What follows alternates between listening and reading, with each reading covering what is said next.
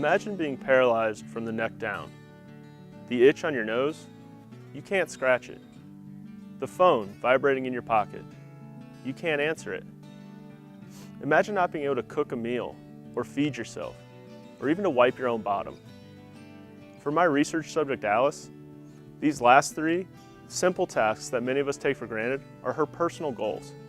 And all these goals require the simple but profound ability to use your arms and reach. Functional electrical stimulation is a promising technique that uses electricity to activate the user's paralyzed muscles and restore movement to the arm. Through my research, I aim to remove two of the roadblocks that are stopping Alice from achieving her goals using this technology. The first question I aim to answer is, how much should we electrically stimulate each muscle in order to produce a desired movement? One approach has been to repeat the stimulations each time a reach is completed. But this approach fails because reaching motions are rarely repetitive.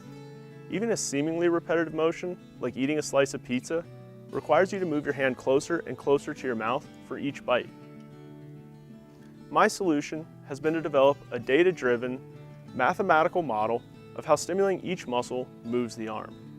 The image on the slide shows an example of one such model for how stimulating the deltoid shoulder muscle moves Alice's arm.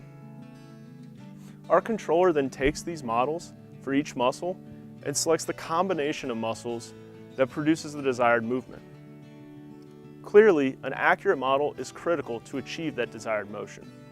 Our current modeling procedure requires nearly 3 hours of gathering data.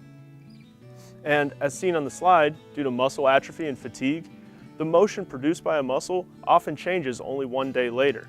And this means our model is inaccurate. And this brings us really to our second roadblock. How do we model Alice's muscles when the muscles are constantly changing? The amount of time it takes makes it infeasible for us to develop a new model every day. And so we need to develop a method of more quickly updating an existing model. Instead of gathering data at 27 positions spread equally throughout the workspace, as we do currently, I plan to develop a systematic approach of selecting an optimal, smaller set of positions at which we expect to gain the most information. In this way, we will gain better information in a shorter amount of time, and this will allow us to update our models more frequently and maintain accuracy over time. An accurate model and a controller that can use that model to produce desired reaching motions with functional electrical stimulation are my ways of helping Alice and the thousands like her to regain their independence in the ways that matter most to them. Scratching their nose, cooking and eating a meal, and in the words of Alice, wiping her own bottom.